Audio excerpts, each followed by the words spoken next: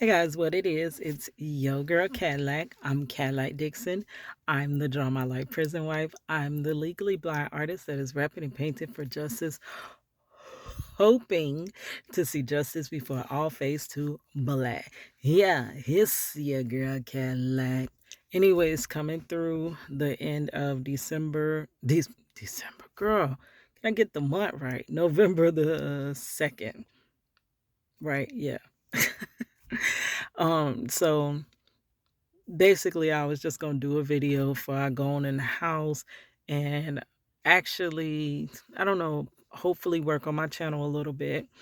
Because I'm not quite sure where this channel is going, what content is gonna end up being on this channel because I'm in the process of distributing my content to different channels. So I think this is going to be my vlogging channel, but until I have an actual home for each content, a bucket for each one.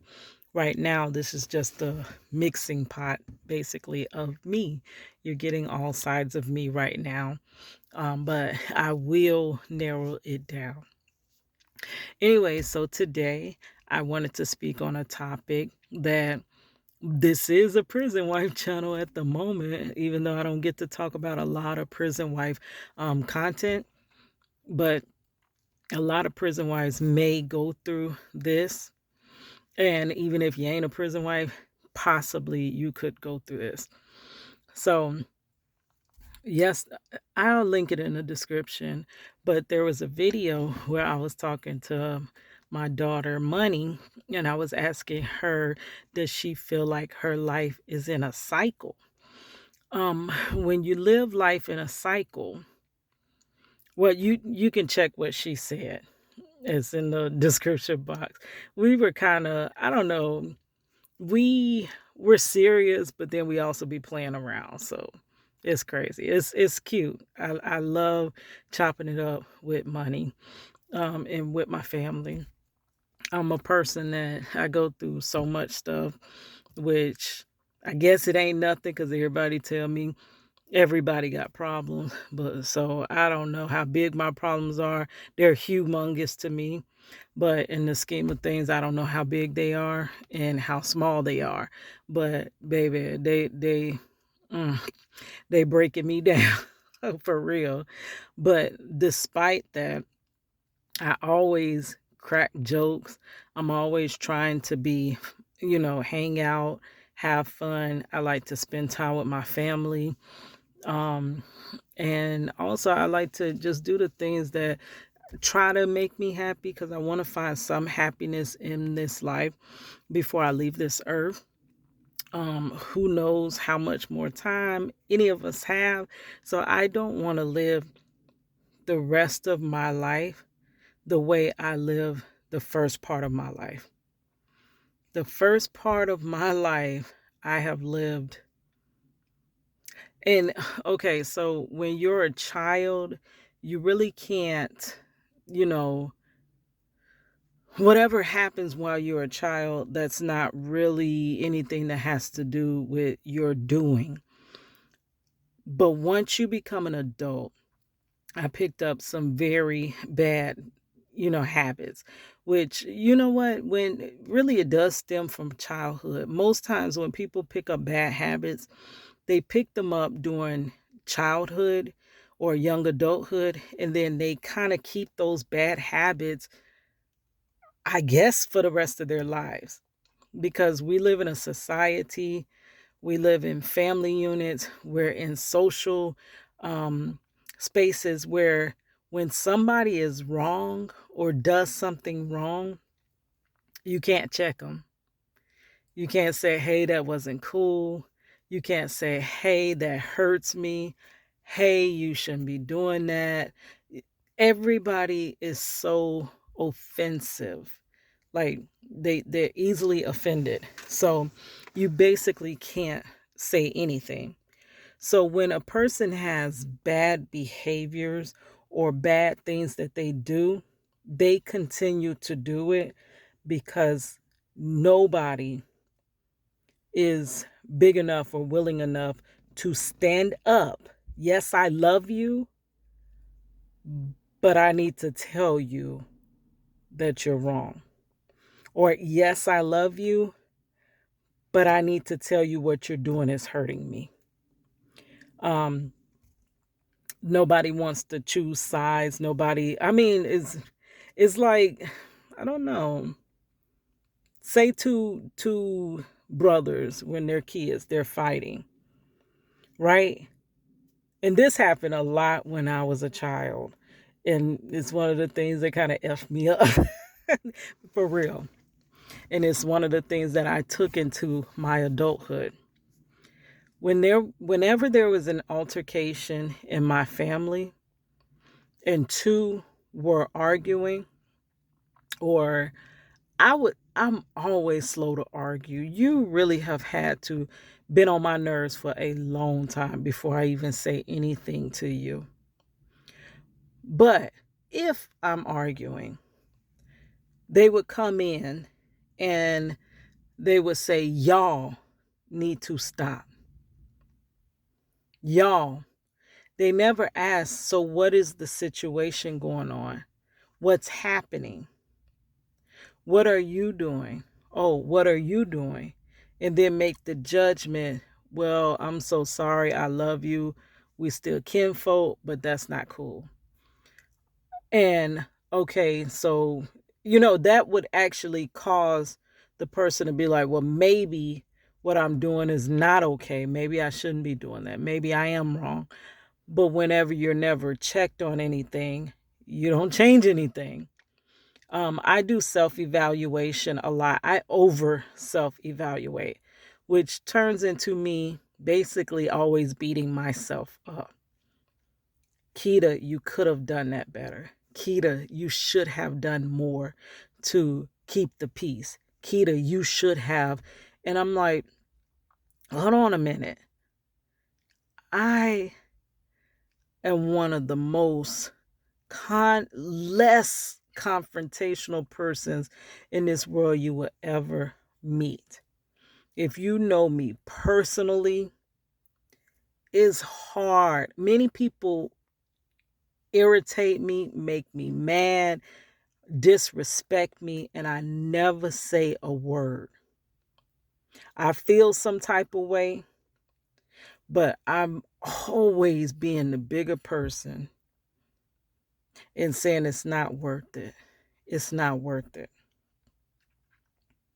But these are the core things that have caused my life to be where they are.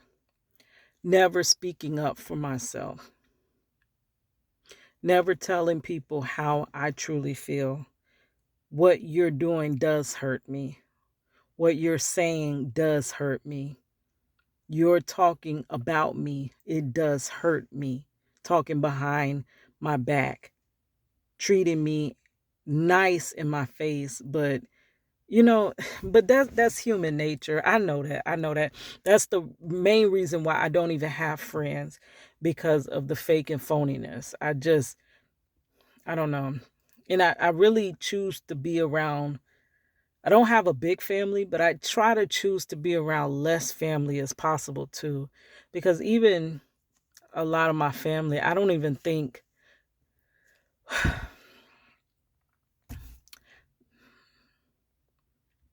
so.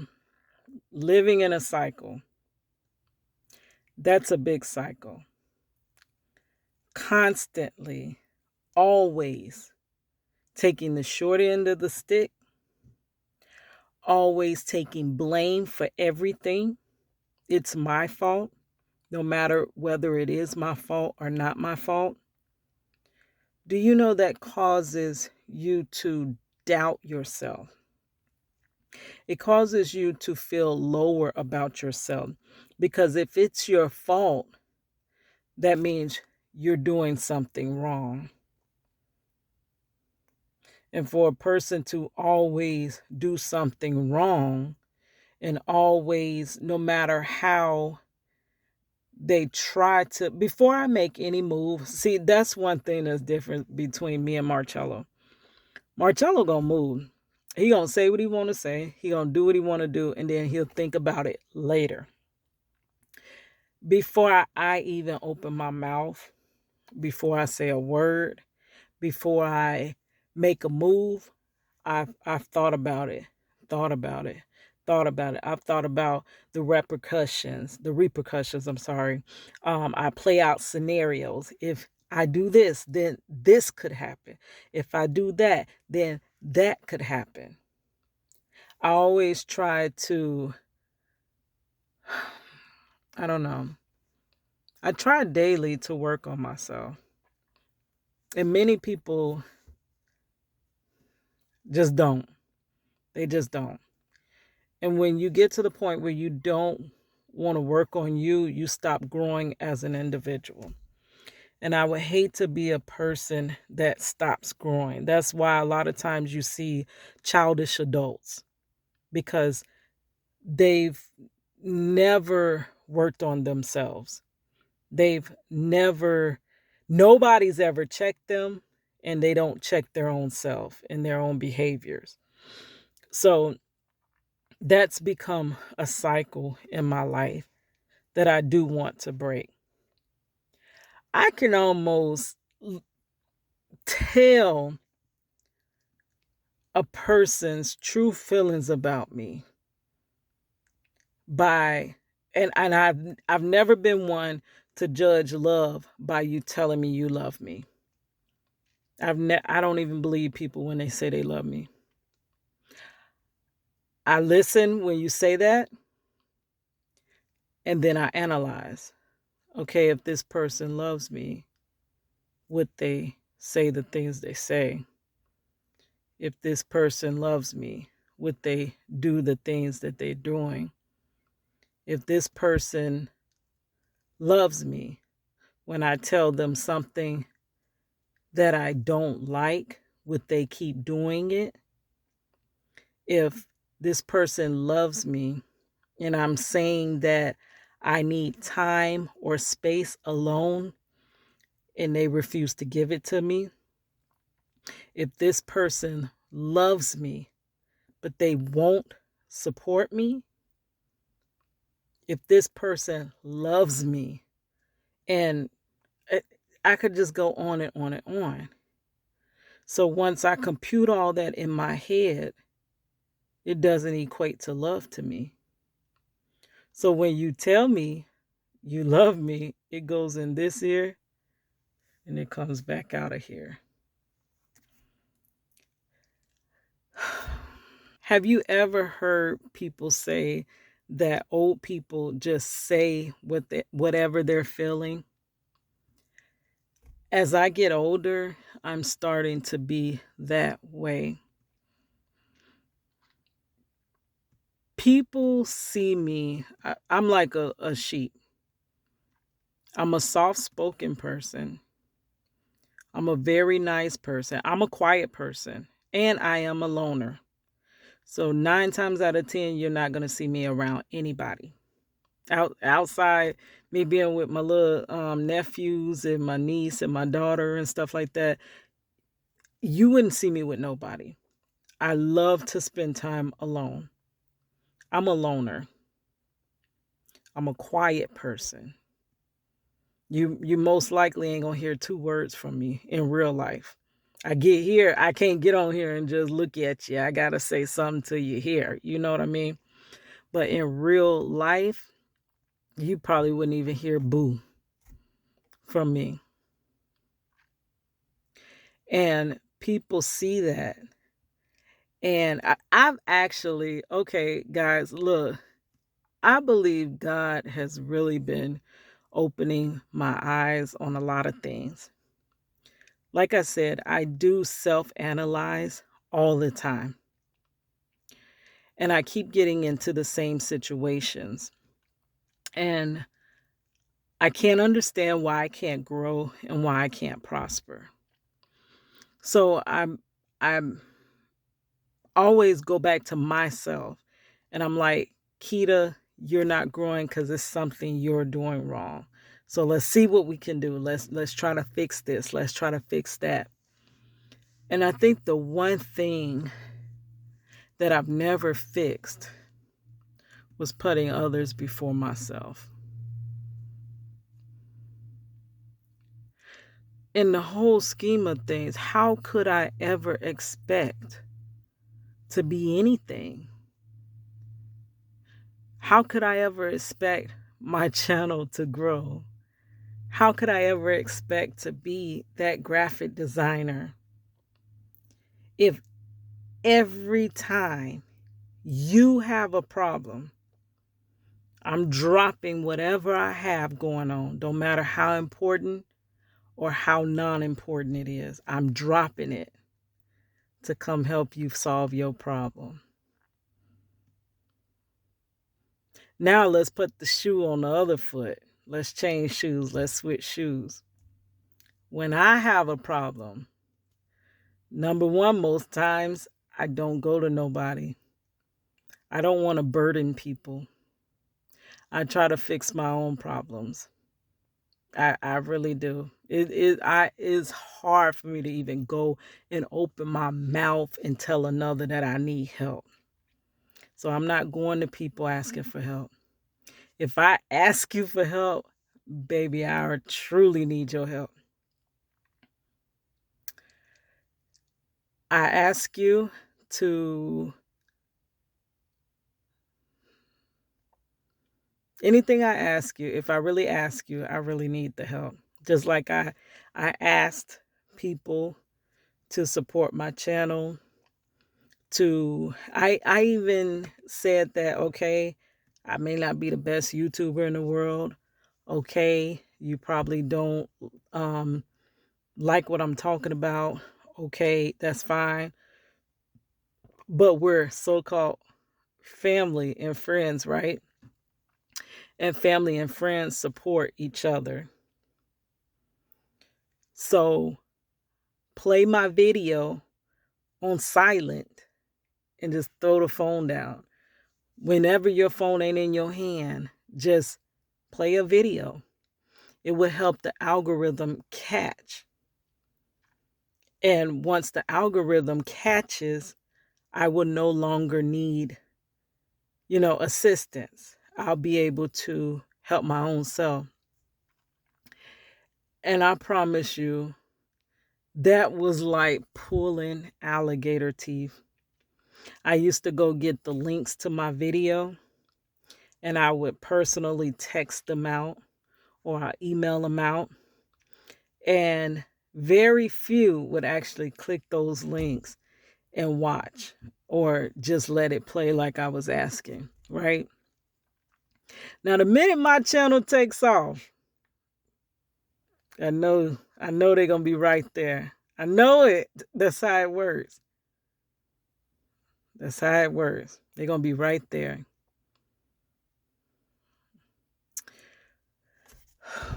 But you know what I did? And it for years, ever since basically MySpace went away, I've been on Facebook.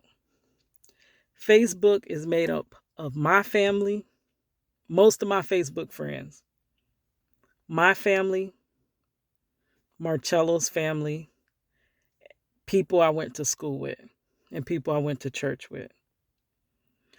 All of whom should support what I'm doing. I would think my family, hold on, I would think my family would support me because they know my true character and they know that I am an honest, decent person. And I'm not going to support and spend my time fighting for anything that's not honest and decent. Also, my family knows how hard I work. I wouldn't dare see a family member work as hard as I work, and I wouldn't lift a finger to assist if I could. Marcello's family, I would think that they would support because that's their blood. They knew him before I knew him. But yet, When he left, when he was taken, I promise you, it felt like it only hurt me. I've been the one fighting from day one. I never left. I never stopped. Every day of my life, I fight for that man. Every single day. Every day since he left. And I think it was August of 2002. No, actually, it was June. I'm sorry. I just went back and read the transcripts in the case. It was June. For my happy birthday, my husband was gone. From that day, and also actually in April, when the actual trial date when he was convicted, I've been fighting every day. I ain't never stopped, never gave up. My fight may have transferred from this thing to that thing. It might have been rapping, it might have been singing, it might have been YouTube, it might have been, but it's always been about trying to get that innocent man home. My friends or colleagues, I would think they would support me. But then I had to think, my Facebook made up of people that truly know me. Y'all on YouTube know me less than people on Facebook. These people know me in real life. And these people watch me in anguish in real life, and just it doesn't affect them or bother them at all. I can understand if you don't know me and it doesn't affect you. But when you truly know who I am and it doesn't affect you, that hurts. That really does hurt. There was this quote, oh my gosh, from and Martin Luther King, and I can't say it exactly. I want to read it, but I'm on the phone recording. But it was basically, you don't remember so much what your enemies. There was another interruption, but the quote was I'll read it later, but it was basically saying you're not going to remember what your enemies said or did. Something like that. But what you are going to remember is the silence of your friends and family, or it was something around that. And that's real. With that, I'm out of time. All right, it's your girl Cadillac.